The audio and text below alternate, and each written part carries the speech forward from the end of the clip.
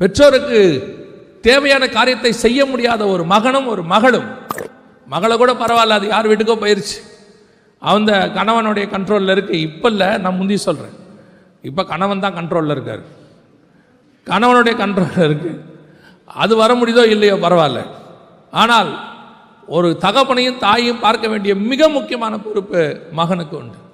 You must பரிசுகளை அவங்களுடைய வாழ்நாளில், அவங்களுடைய வாலிபத்தில் அவங்க உழைச்சதை நீங்கள் சாப்பிட்டுட்டு, அவங்க உழைச்சதில் நீங்கள் படிச்சுட்டு, அவங்க உழைச்சதில் நீங்கள் எல்லாத்தையும் செஞ்சு ட்ரெஸ் எல்லாம் போட்டுட்டு, தாயை பார்த்து தகப்பனை பார்த்து ஒரு கேள்வி கேட்குறீங்க, நீ எனக்கு என்னத்தை செஞ்சுட்ட அப்படின்னு சொல்லி.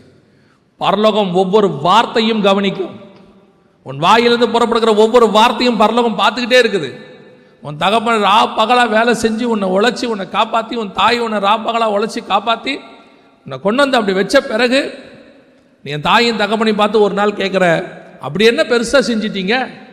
எல்லாரும் செஞ்ச மாதிரி தானே செஞ்சீங்க, எல்லாரும் செஞ்ச மாதிரி செஞ்சுருக்கலாம், ஆனால் உன் தகப்பன் பட்ட கஷ்டம் உன் தகப்பனுக்கு தான் தெரியும், அது உனக்கும் தெரிஞ்சிருக்கணும்.